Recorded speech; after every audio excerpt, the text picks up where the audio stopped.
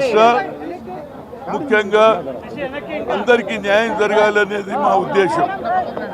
న్యాయ వ్యవస్థ అనేది ఒకరికొక న్యాయము, మాకొక న్యాయమా అని అడుగుతున్నా. గతంలో అప్పర్ క్లాస్ వాళ్ళు 10% రిజర్వేషన్ పెట్టుకుంటే మేము ఎవరికి కూడా అడ్డం పడలే. ఎందుకంటే అందులో కూడా బడుగు బలహీన వర్గాలు ఉన్నారు, అగ్ర కులాల్లో పేదవాడు కూడా ఉన్నాడు. కనుక నరేంద్ర మోడీ పెట్టినటువంటి ఆయన ఏది చేంజ్ చేసి కొత్త సార్ తెచ్చుకున్నాడు. ఇవాళ మేము 42%, మా రేవంత్ రెడ్డి, అదేవిధంగా మొన్న ప్రభాకరు, అదేవిధంగా మహేష్ కుమార్ గౌడ్, మేమందరం కలిసి నేను ఓబీసీ ఎంపీస్ కన్వీనర్గా గతంలో ఐఐటి ఐఐఎంలో కూడా రిజర్వేషన్ లేదని సుప్రీంకోర్టు కొట్టేసింది. కానీ నేను పోయిన సోనియా గాంధీ దగ్గరికి, మేడం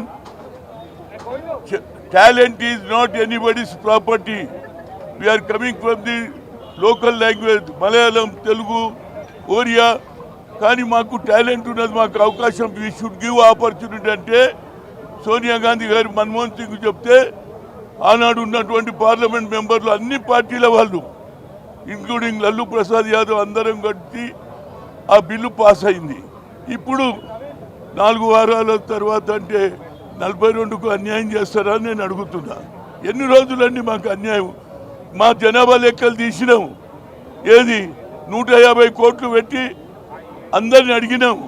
ఇవాళ కొత్తగా వచ్చి ఎవరో చేస్తే మళ్ళీ నాటే ఎలక్షన్ ప్రాసెస్ స్టార్ట్ అయింది. ఇవాళ పొద్దుటి నుంచే జిల్లా పరిషత్, ఏది జడ్పీటీసీ, ఎంపీటీసీ అందరు చేస్తున్నారు. మళ్ళీ 4 వారాలు ఆపడం అనేది నిజంగా నాకు చాలా బాధ ఉందండి. అంటే బడుగు బలైన వర్గాలు ఈ దేశంలో బతుకొద్దా, వాళ్ళ వాయిస్ వినొద్దా? అన్నాడు మహాత్మా గాంధీ గారు కూడా ఏమన్నాడు, బడుగు బలమైన అదే అంబేద్కర్ గారు ఏమన్నాడు, అన్టచబిలిటీ ఉన్నటువంటి ఎస్సీలకు రాజ్యాంగంలో అవకాశం ఇచ్చిందా లేదా? అట్లనే మేము బీసీలకు కూడా మాకున్న 56%. ఇది నిజంగా 4 వారాలంటే ఎలక్షన్ ఆపమంటారా? ఇది ఎక్కడ పంచాయతీ అండి? ఇచ్చేదేదో ఇప్పుడే చెప్పాలి. మళ్ళీ 4 వారాలంటే ఎవడైతే 10 రూపాయలు పెట్టుకొని బస్సులు వచ్చి, రైళ్ళు వచ్చి, ట్యాక్సీలు వచ్చి వాడు నామినేషన్ వేస్తే వాడి సంగతి ఏంటి? ఈ మళ్ళీ పోస్ట్పోన్ 4 అంటే ఇది ఆపమంటున్నారు. ఇది ఆపడం న్యాయం కాదండి. 4 తర్వాత మీ నిర్ణయం అంటే నిజంగా నేను ఒక సినిమా చూసిన, వాదే పే వాదాలు ప్రతిసారి పోస్ట్పోన్ చేయడం అనేది ఇది ఆనవాయితీ అయిందా అని నేను అడుగుతున్నా.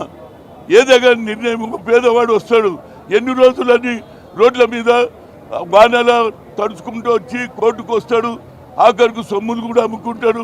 కనుక 4 వారు ఏదో ఇవ్వాలని నిర్ణయం ఇచ్చినుంటే మేము సంతోషపడేవాళ్ళం. నేను న్యాయ వ్యవస్థ మీద తప్పంటలేను, కానీ న్యాయ వ్యవస్థలో కూడా మార్పు రావాలి.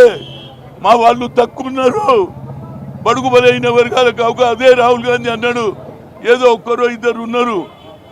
ఈనాడు జ్యుడిషియరీలో కూడా న్యాయం జరుగుతలేదని ఈనాడు తేలిపోయింది. ఏదైనా మేము 42 వచ్చే వరకు మా పోరాటం కొనసాగిస్తాం.